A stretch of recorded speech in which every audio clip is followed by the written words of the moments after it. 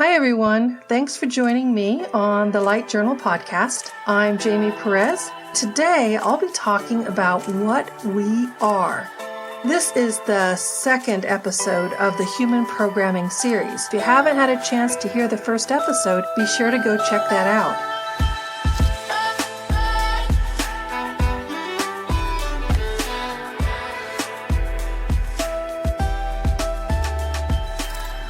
What we are.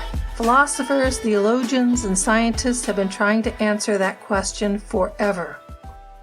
I can't say I have all the answers on that one. No one does. But I do have a little bit to add to the conversation.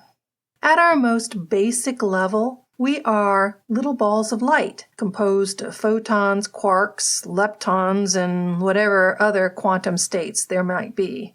In other words, we aren't one thing, but a combination that creates higher and higher states.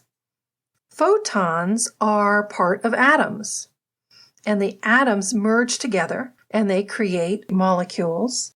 Molecules merge together to create cells. The cells merge together and they create organs, bones, plants. Some of the latest research has made a very intriguing discovery. Cells are sentient. Bet you didn't see that one coming.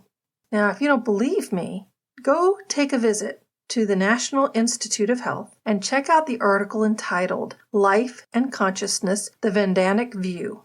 Read the article for yourself. I'm going to quote the phrase that really stood out to me. Unicellular organisms display learning, memory, anticipation, risk management, and other aspects of cognitive behavior. Therefore, strong evidence from cellular biology is forcing biologists to accept that even the smallest cells are sentient beings. The article goes on to say, even individual cells in the multicellular organisms exhibit individual cognitive behavior. So to answer the question, what are we? It starts with the biology of cells. We are composed of trillions of sentient cells that have a memory, anticipate and respond to risks, and do other things that indicate sentience.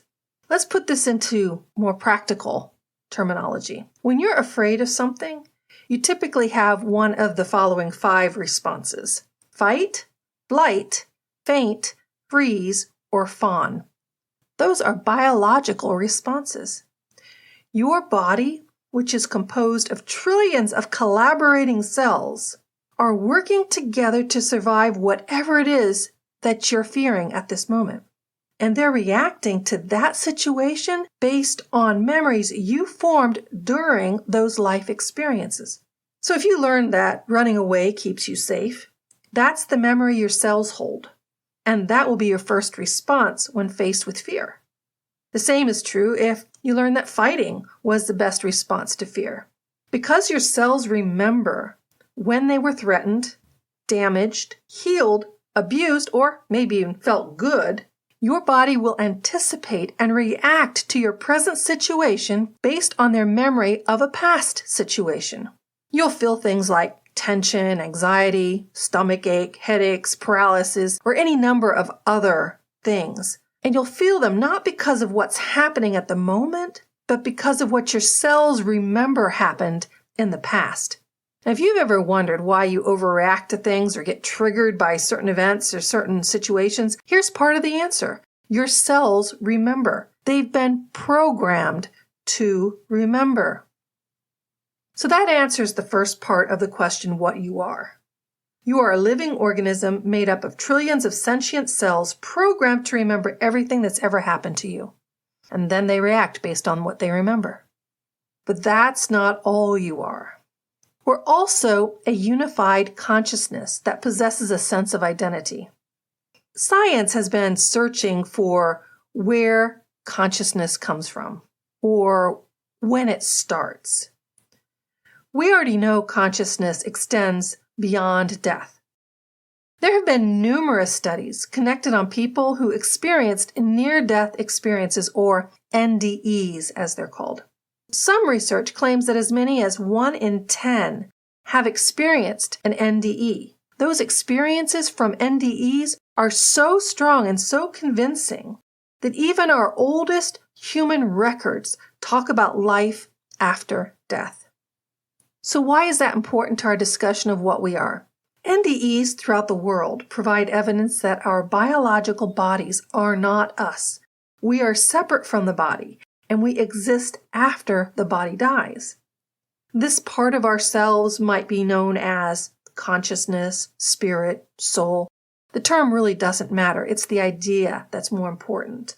Regardless of the term you choose to use, the millions of people who have experienced being out of body prove that our body serves as a host for consciousness. If that isn't enough evidence, reincarnation research adds another level. Scientists have been studying reincarnation using the scientific method since the 1950s. Over the past 70 years, that research has validated the stories of thousands of children and adults who have reported remembering their past life. The most convincing cases involve children between 2 and 5 who spoke in great detail about their past life and in some cases possessed scars and birthmarks where they were killed in a past life. These are not people under hypnosis, but children who have never been exposed to the people they claim to have been. Reincarnation is only possible if our consciousness exists apart from our bodies. If you doubt these stories, I'm going to point you in the direction of some research that you can look up yourself. Learn about Dr. Ian Stevenson. He's the one who started the groundbreaking research using scientific methods. Another option, if you're not interested in reading his books, and he does have several books out, you can watch reincarnation videos on YouTube where children them talk about their past lives. This evidence is there, if you're open to it. And remember, we did talk about the necessity of having an open mind if you want to deprogram yourself. So now we know we have a biologically sentient body and a consciousness that exists apart from the body. So how do those two separate entities, and they are separate, become one thing, become a human? Research has shown us that we do have energy fields around us. These can be photographed and measured. Research has also shown us that the size, intensity, and variation of these energy shields depends on the person. One research project by the University of Nevada revealed that the most vibrant and open energy shields are with children between the ages of 2 and 12. This project also revealed that energy fields can and are influenced by meditation and spiritual practices. This has a lot of intriguing implications for what we are. Eastern medicine teaches that these energy shields are connected to different energy centers and organs in the body. Since the energy field is outside the body, that suggests it functions like a container or better yet, like a filter that keeps certain things in and keeps certain things out. Knowing what we are is a positive step toward deprogramming ourselves. If our cells are using our past experiences to react in our day-to-day life, then our bodies have to be reprogrammed. If our consciousness exists apart from our body, then our consciousness becomes the tool for doing that. It isn't programmed by the past. It exists beyond the human level. When we learn how to access our consciousness, it gives us the power to create a new code for our bodies, including our thoughts. No one can solve a problem at the same level where the problem originated. We have to see the problem from a higher perspective, and that is what consciousness provides. This higher perspective gives us a new code for overriding a lifetime of programming. Thanks for listening. I'm Jamie Perez with The Light Journal. Blessings on your journey.